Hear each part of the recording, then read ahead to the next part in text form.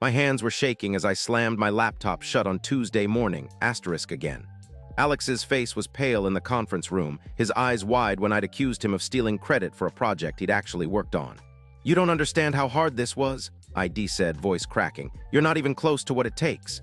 He just looked away, tears welling up, and that's when I knew I'd destroyed something real. For weeks after, I avoided him.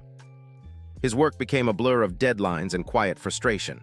I saw him late at night in the cafeteria, hunched over spreadsheets with a coffee cup warming his hands. One rainy Tuesday, he didn't come to the office. I called him, but he said he was dealing with something personal, his mom's illness, and couldn't talk about it.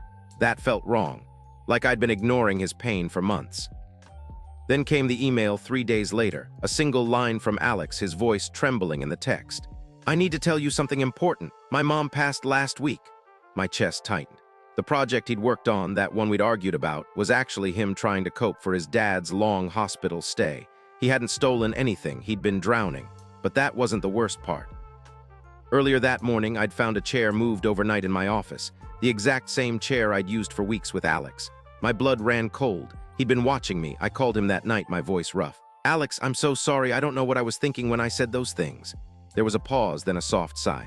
"You were right to be upset," he said finally. "But you weren't angry at me. You were angry about the project, and that's why I felt so heavy." The fallout hit hard. He started working with me on his actual projects, quietly, without words. We shared coffee in the break room, talking about small things, his mom's favorite flowers, how he'd learned to make tea when stressed. The project we'd argued over, we fixed it together, step by step. Now every time I see him smile over a finished report, I remember that rainy Tuesday. He moved my chair overnight, asterisk, to erase the evidence. But today, I did something different. I walked to his desk and placed my own hand on his shoulder.